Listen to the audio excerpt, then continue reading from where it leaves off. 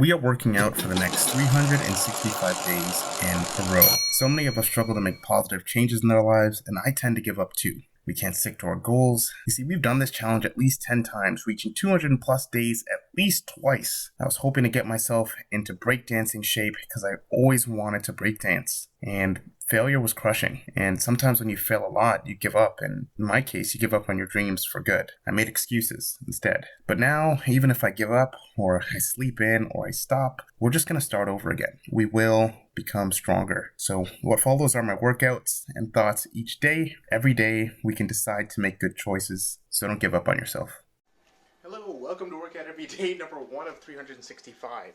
Last time I was here, we were on day number 44, but we were not able to continue, which kind of sucks, but I want to talk about that just a little bit. What happened? Why are we here? Why are we starting over? What is this? The third attempt this year. We got to day 20-something, and then we stopped, and then we got to day 44, and then we stopped. Are we always going to be stopping?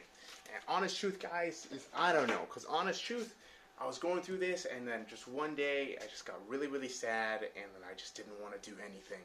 And that kind of is why this is a challenge for me, particularly. It's finding the will to keep continuing, even though things don't seem the best. Even though you're going through a rough time, even though, any number of things could be happening. I'm not the only person who has something going on. I'm not the only person that can come up with an excuse to not do their very best to try and do something. See how we're here again. Day number 1, rolling all the way back. And a part of the reason that I didn't like the way that things were going in terms of my training, and it's subconsciously, I already knew that I wasn't giving things 100% effort. I knew that I could be doing more, and that kind of sat wrong with me in my mind. I was kind of doing whatever I wanted with my diet some days, and I thought I could just do whatever.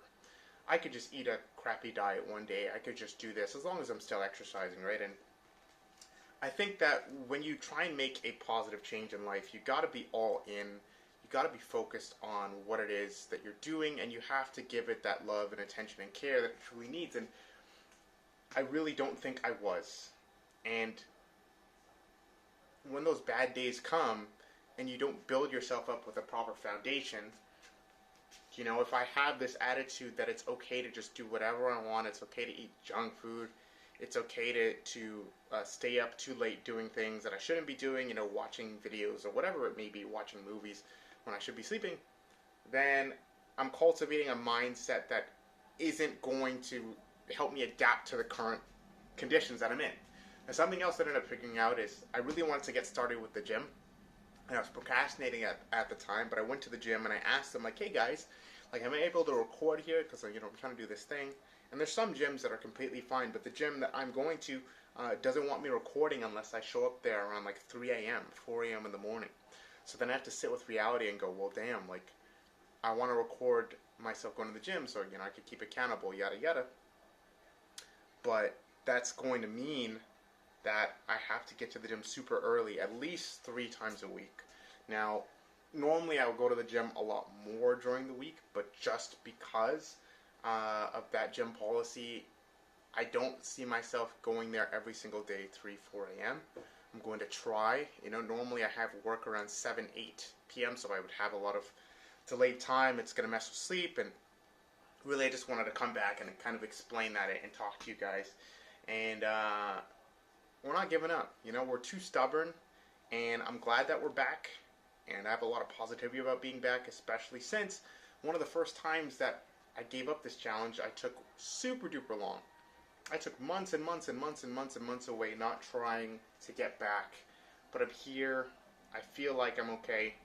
I just got to figure out ways to keep myself mentally sound, and talk to you guys about that too, and not use that as a reason to pull myself further down.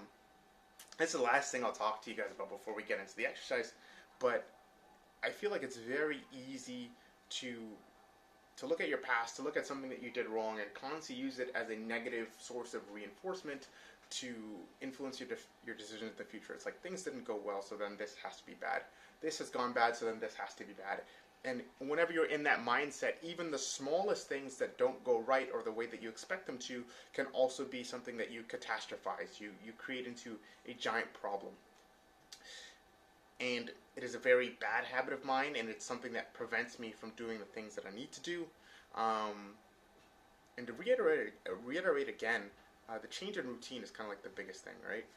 I found that not having the same routine, waking up at a different time instead of waking up when I was supposed to, just kind of made it really, really difficult, right? Like if I'm waking up at, I don't know, 7 p.m. when I'm supposed to wake up at 5, then where am I going to find the time to exercise in the morning, right? So probably have to keep that consistent. All right, we got about 30 minutes. We're going to do some push-ups. We're going to do some squats, and we're going to do some rows using this good old towel right over here. That should be it. Maybe we have time for more. I don't think so, though.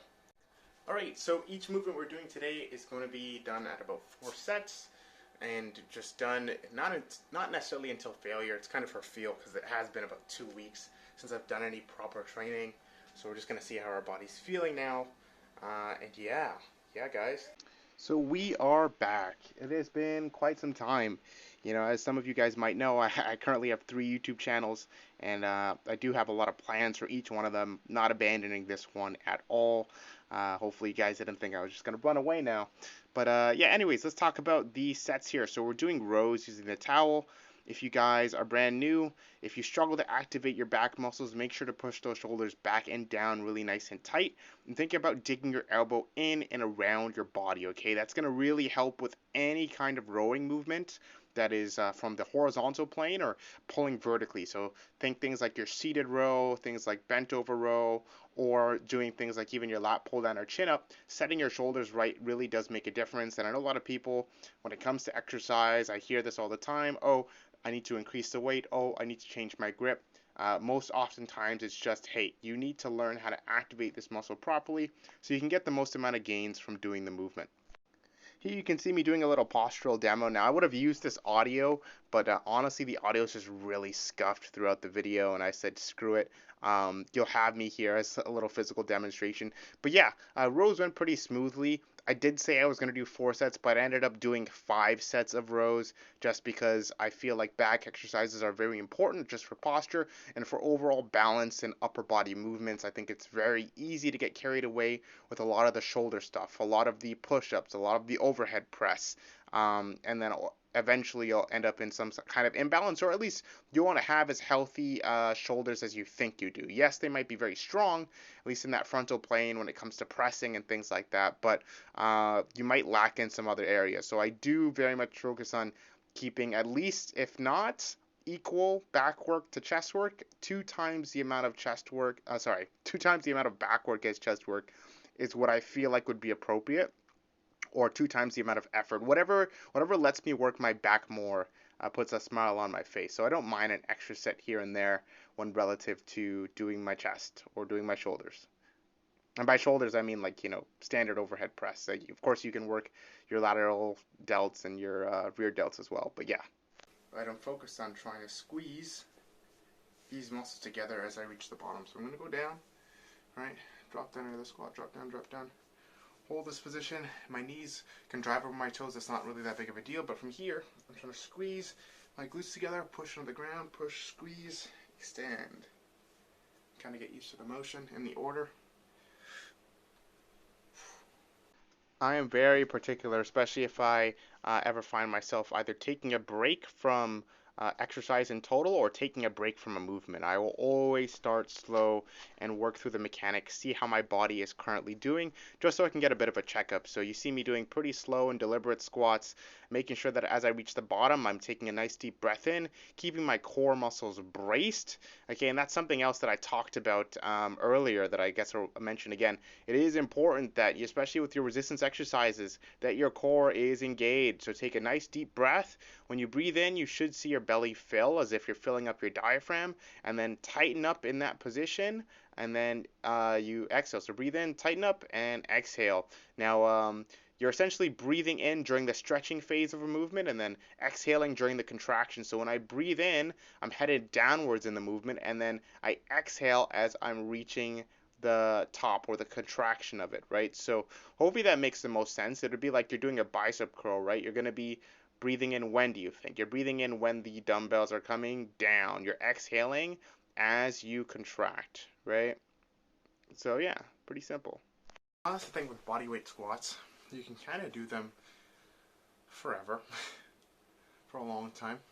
So I'm not really doing them for the sake of doing a certain amount of reps unless I was doing them fast. I'm not doing them fast today. So question then would be like, what's a good rep range for you? If I did like 30 to 50, I'd say that's pretty good. Around there, if I'm doing them slow like that. Preferred way to do them though.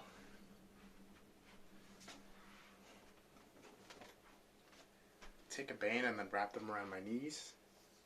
Provide a little bit of resistance. It'll let me work this muscle here, glute medius. This muscle that helps with opening up the hip like this. Although mine is already pretty strong, if I'm going to be honest. It's actually the other muscles that I need to help me close my knee. It's more important for me. But anyways, set this up so you kind of double the band like this. And after you double it, you take this like extra loop and then you just twist it one more time, and then you put it together in this loop here. You kind of fix it. There you go. Pretty simple. Who needs to buy a mini band? Okay. I should probably buy one. Okay.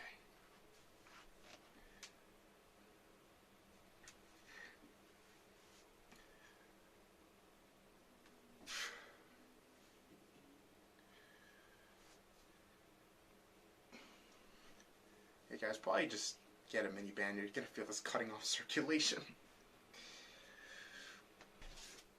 And push-ups. I think with push-ups, guys, think of your hand positioning. Think of kind of split the floor apart, okay? And as you do, you don't want your elbows to flare, okay? Unless you're doing that for a particular, maybe you're training for something in specific. Try and keep those elbows tucked. Drive them backwards, and try and open up the back, okay? Opening up the back here, squeezing the back, opens up the chest, which allow you to get a bit of a greater stretch here, and you can press through and think about squeezing the armpits as tightly as possible as you reach the top portion of the push-up. Pretty simple, yeah? Yes, sir. It is.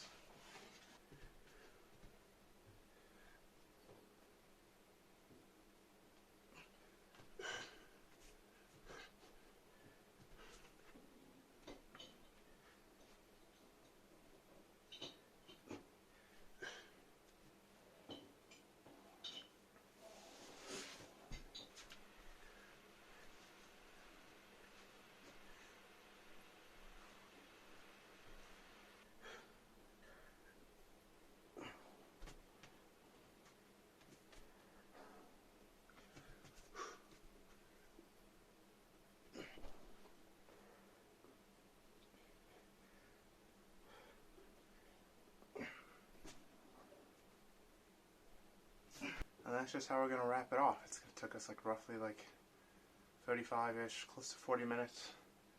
We're done.